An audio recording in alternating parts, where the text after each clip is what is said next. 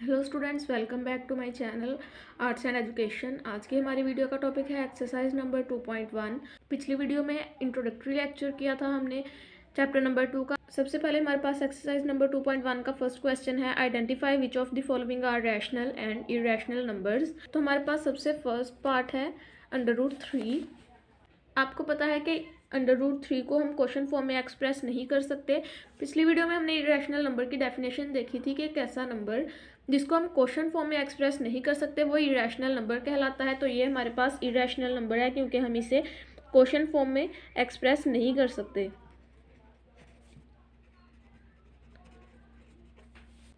One over six हमारे पास question form में number है। ये इसको अगर हम सॉल्व करेंगे या तो हमारे पास टर्मिनेटिंग नंबर आएगा या फिर रिकरिंग नंबर आएगा।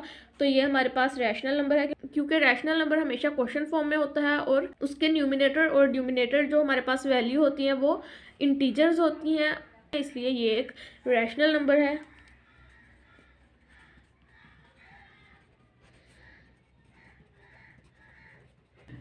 नेक्स्ट हमारे पास convert the following fractions into decimal. इनमें से मैं आपके लिए कोई एक सॉल्व करती हूँ। ये एक फ्रैक्शनल फॉर्म में एक नंबर दिया गया है, इसको हमने डेसिमल फॉर्म में कन्वर्ट करना है। तो हम सिंपली डिवाइड करेंगे। We know that 8 × 7 = 56। इसको हम अगर माइनस करें तो 1 हमारे पास छोटी वैल्यू है और 8 बड़ी है, तो हम यहाँ पॉइंट लगा के 0 आ जाएगा। 8 1s are 8, 2 बचेगा। फिर से हम 0 लगाएंगे। 8 2s are 16, 4। फिर से हमारे पास 4 छोटी वैल्यू है तो हम अगेन 0 लगाएंगे। 8 × 5 हमारे पास आंसर आ जाएगा 40। तो हम कह सकते हैं कि 57/8 = 7.125। ये हमने फ्रैक्शनल फॉर्म को डेसिमल फॉर्म में कन्वर्ट कर दिया है। सभी पार्ट इस तरह ही सॉल्व होने हैं। इसके नेक्स्ट क्वेश्चन नंबर 3 देखेंगे हम। Which of the following statements are true and which are false. हमें स्टेटमेंट्स दी गई हैं, हमने उनमें से वेरीफाई करना है कि कौन सी हमारे पास ट्रू है और कौन सी फॉल्स है, मतलब कौन सी सही है और कौन सी गलत है। 2/3 इज एन इरेशनल नंबर। तो हमें पता है कि एक ऐसा नंबर जो क्वेश्चन फॉर्म में हो वो हमारे पास रैशनल नंबर होता है। तो ये फॉल्स है क्योंकि उन्होंने कहा है इज एन इरेशनल नंबर। तो ये इरेशनल नहीं, एक रैशनल नंबर है। Pi is an irrational number. तो आपको पता है कि पाई एक इरेशनल नंबर है क्योंकि हम इंट्रोडक्टरी लेक्चर में एक एग्जांपल कर चुके हैं जो कि पाई थी। Pi is an irrational number, तो ये ट्रू स्टेटमेंट है। 1/9 इज अ टर्मिनेटिंग फ्रैक्शन। तो अगर इसको हम सॉल्व करेंगे तो हमारे पास आंसर आएगा कुछ इस तरह के 0.1111, मतलब 1 रिपीट होगा इसमें। तो आपको पता है कि एक ऐसा नंबर जिसको सॉल्व करने के बाद हमारे पास डेसिमल पॉइंट के बाद नंबर रिपीट हो और इनफाइनाइट नंबर हो तो वो हमारे पास रिकरिंग नंबर होता है, टर्मिनेटिंग फ्रैक्शन नहीं होता। टर्मिनेटिंग फ्रैक्शन में हमारे पास डेसिमल पॉइंट के बाद फाइनाइट नंबर होते हैं, मतलब जिनको हम काउंट कर सकते हैं।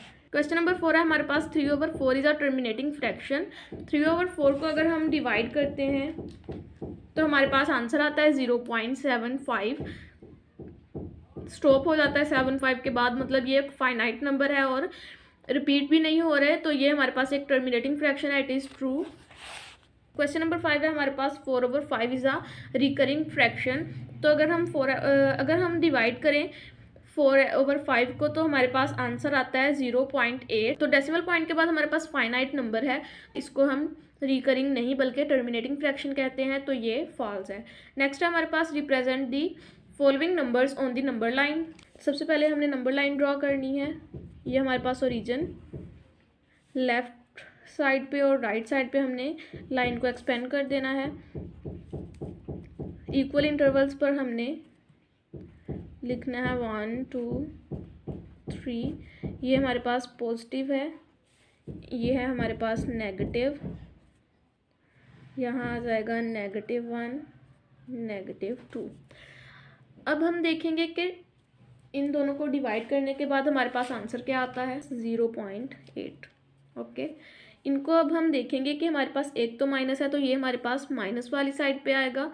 तो 0.8 हमारे पास -0.8 हमारे पास 0 और -1 के मिडल वाले इंटरवल में आएगा। तो अब हमें पता है कि डिनोमिनेटर की वैल्यू के मुताबिक हमने इसको डिवाइड कर लेना है। मुझसे ये थोड़ा छोटा बन गया है, आपने इसको बड़ा बनाना है ताकि इजीली कर सके। जस्ट लाइक हमारे पास ये है -1, ये है हमारे पास +1। तो हमने इसको डिवाइड कर लेना 5 पार्ट में। तो ये हमारे पास 1 2 3 4 5, ये हमारे पास 5 पार्ट्स हो गए हैं इस इंटरवल के इक्वल पार्ट्स।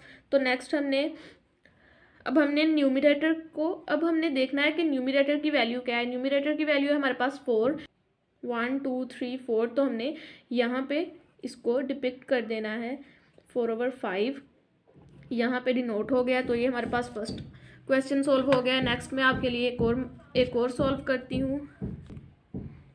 अब इसे हमने नंबर लाइन पे डिनोट करना है। इसको डिनोट करने के लिए सबसे पहले हमने वैसे ही नंबर लाइन ड्रॉ कर लेनी है। अब हम देख सकते हैं कि ये हमारे पास 3 नंबर्स हैं। इसको हमने सॉल्व कैसे करना है, 3/4। अब इनको डिवाइड करेंगे हमारे पास, तो आंसर आएगा 1 + 0.75। अब हमने ऐड करना है 1 को, तो हमारे पास आंसर आ जाएगा 1.75। 1 और 2 के मिडल के इंटरवल में हमने डिनोट करना है 3/4 को। तो हम 4 पहले इसके पार्ट बना लेंगे क्योंकि डिनोमिनेटर की वैल्यू हमारे पास 4 है। तो हमारे पास ये पार्ट हो गए 1 2 3 4। अब हम डिनोट करेंगे, न्यूमरेटर की वैल्यू है हमारे पास 3, 1 2 3 1 2 3। तो हमने यहाँ पे इसको डिनोट कर देना है 1 3/4। मैंने अब पॉजिटिव और नेगेटिव आपको दोनों करवा दिए हैं। नेक्स्ट जो इसके पार्ट हमने नहीं किए वो इजी हैं, आप सॉल्व करके देखें। अगर किसी भी तरह की कोई भी प्रॉब्लम है तो मुझे कमेंट बॉक्स में बताएं। क्वेश्चन नंबर 5 है, give a rational number between 3/5 and 5/9। अब इसके मिडल में जो एक रैशनल नंबर एग्जिस्ट करता है, हमने उसे फाइंड करना है। सबसे पहले हमने उसको फाइंड करने के लिए हमने सबसे पहले इनके डिनोमिनेटर को हमने इक्वल कर लेना है। इनका एलसीएम लेंगे 4 और 9 का।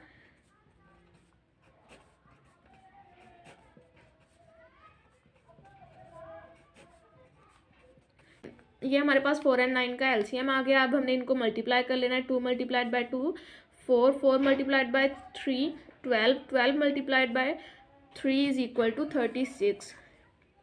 अब इनके डिनोमिनेटर हमने 36 मतलब इक्वल करने हैं। 36 करने के लिए हमने मल्टीप्लाई कर देना है 4 × 9 × 9 × 4 अब इनको मल्टीप्लाई करने से हमारे पास आंसर आएगा 27/36, 20/36। अब हमने 3/4 एंड 5/9 के मिडल का जो रैशनल नंबर है वो फाइंड करने के लिए हमने सबसे पहले इन दोनों को ऐड करके इनको डिवाइड कर देना है 2 पर। तो हम देखेंगे 47 / 2/36। अब हमें पता है रूल कि अगर 47 मतलब 2 डिवाइड हो रहा है 47 के साथ, तो इसे नीचे आकर मल्टीप्लाई हो जाना है इसने। 47 36 × 2।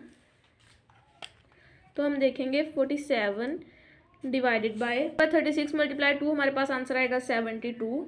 इनको हम कैंसिल आउट नहीं कर सकते, तो ये हमारे पास 47/72 is the required number which lies between 3/4 and 5/9। तो ये वही नंबर है। Express the following recurring decimal as the rational number P/Q where P and Q are integers.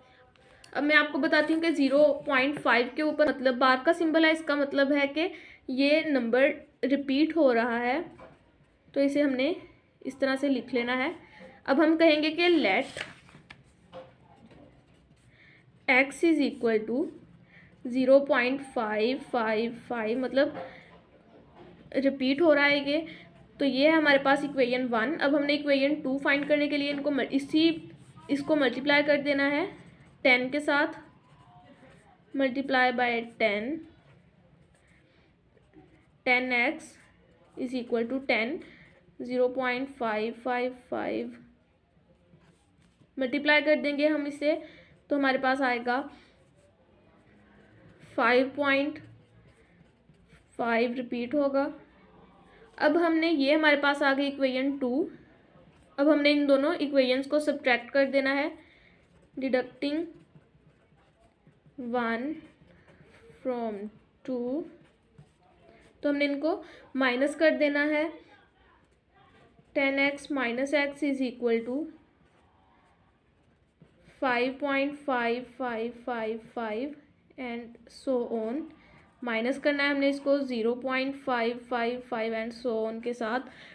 तो ये हमारे पास आंसर आएगा 9x। इसको मल्टीप्लाई हमने ये देखना है कि मल्टीप्लाई हमने 10 के साथ इसको क्यों किया, क्योंकि हमारे पास डेसिमल पॉइंट के बाद सिर्फ एक नंबर था, इसलिए हमने इसको 10 के साथ मल्टीप्लाई किया है। अगर हमारे पास रिपीट हो रहे हैं 2 डिजिट्स यहाँ, मतलब 6 7 या फिर 1 3 1 3 1 3, तो हमने इसको 100 से मल्टीप्लाई करना था। अब चूंकि हमारे पास डेसिमल पॉइंट के बाद एक नंबर है, तो हमने इसको 10 के साथ मल्टीप्लाई किया है। 10x माइनस एक्स, तो हमारे पास आंसर आया 9x। इन दोनों को माइनस करेंगे तो ये पार्ट और ये पार्ट कैंसिल आउट हो जाएगा, तो हमारे पास आंसर आएगा ना, तो हमारे पास आंसर आएगा 5। x is equal to 5/9। तो ये हमारे पास रैशनल नंबर आ गया है। नेक्स्ट जो इसके पार्ट है वो, मतलब अगर यहाँ पे हमारे पास दिया है उन्होंने 0.13 बार, तो हमने लिखना है 0.131313 एंड सो ऑन। बिल्कुल उसी तरह हमने इसे 10 पे मल्टीप्लाई किया है, क्योंकि डेसिमल पार्ट के बाद हमारे पास, क्योंकि डेसिमल नंबर के बाद हमारे पास एक डिजिट था, यहाँ हमारे पास 2 डिजिट है, तो हमने इसे 100 के साथ मल्टीप्लाई करना है। अगर 3 डिजिट होंगे तो इसे 1000 के साथ मल्टीप्लाई करना है। नेक्स्ट सारा प्रोसीजर यही है। इस क्वेश्चन में भी सिर्फ इसको मल्टीप्लाई हमने 100 के साथ करना है। तो आज की वीडियो के लिए सिर्फ इतना ही। नेक्स्ट हम इंशाल्लाह एक्सरसाइज 2.2 सॉल्व करेंगे। उम्मीद है आपको आज की वीडियो अच्छी लगी होगी। अच्छी लगी है तो लाइक करें, मेरे चैनल को सब्सक्राइब करके प्रेस द बेल आइकन, ताकि मेरी न्यू वीडियोस आपको मिलती रहें। अगर किसी भी तरह का कोई भी मसला या डाउट हो तो आप मुझे कमेंट बॉक्स में बताएं, मैं आपको लाजमी तौर पर जवाब दूंगी। Thank you very much.